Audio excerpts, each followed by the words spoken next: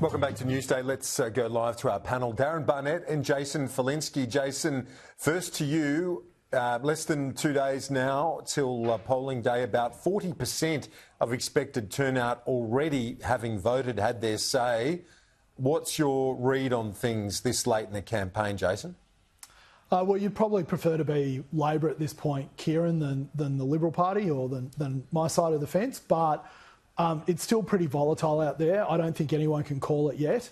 And yeah, I think there's a real problem that we really haven't dealt with about the number of people who are pre-polling, and the fact that pre-polling has gone from something that was meant to be rarely used to something that is now commonly used. And it is kind of making a farce of our election campaigns, frankly. What's the problem with that? Well, because people are not listening or not having the full capacity to find out what both parties are saying right up until the end. So they are making decisions with half the information that they may or may not need to make their vote. So it's turning election campaigns and democracy into a very transactional event rather than something that is about the proper consideration of policy and the future of our country. And I have a real problem with that, because I think it's being done for the convenience of the Electoral Commission and not the convenience of the Australian people, much less our democracy. Darren Barnett, your thoughts on both of those points, where the campaign is at. Jason saying you'd rather be Labor at the moment than the coalition, but also the idea of early voting, given how many Australians have already had their say. It looks like we'll have over 50% by the time we get to election day already having voted. I think the salutary lesson there is that you've got to get your policies out the door early rather than late. And I think one of the problems that Mr Dutton has faced is that too many of his policies have come out very late in the piece. We can all have our view on why they haven't necessarily been absorbed by the electorate. I think there's also confusion amongst voters of who owns which policy. There's been quite a whirlwind of information come out.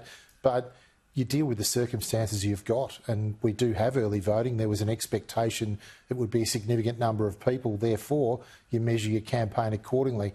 To go back to your first question, look, I think I'd rather be the Prime Minister than the opposition leader right now, but we all know, whether it's 2019 or countless other elections over time, you don't count your chickens in this game. Indeed, and Jason, there'll be plenty of time to look back, and if Peter Dutton pulls off an unlikely win, we've all been surprised by polls before in this game, yours and in journalism too. But when we look at the campaign, should he have lent in more on nuclear? Should they have got their details out sooner, given the costings are only going to be released in 20 minutes from now by Angus Taylor?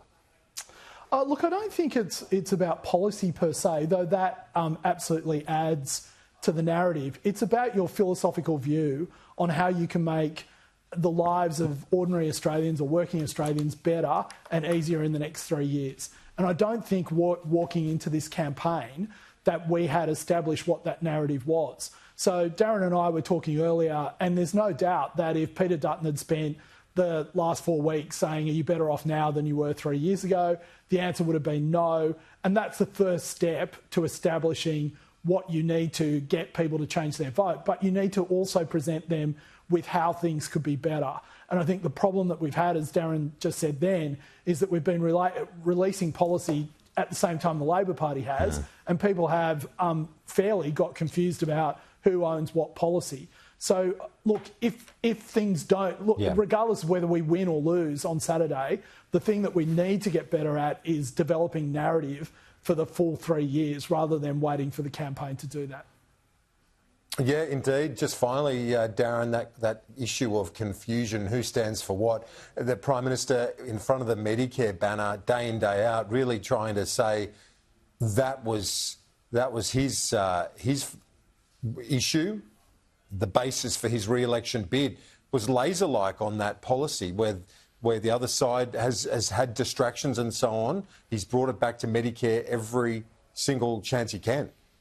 He's been very, very disciplined, and certainly if you compare it to 3 years ago, he's been sharp. He's been on top of his brief and on top of his game. He's had a pretty impressive campaign for mine.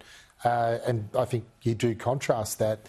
The opposition, I think, at times have got caught up in issues that are probably not front and centre. It should have been cost of living from day 1 to day 35, and I think they've allowed themselves to be drawn down some rabbit holes, which may help with the right flank in stabilising the Senate vote. And I appreciate there's multiple layers to an election campaign, and 2019 there's a very strong vote in the Senate for the coalition. They want to try to protect that.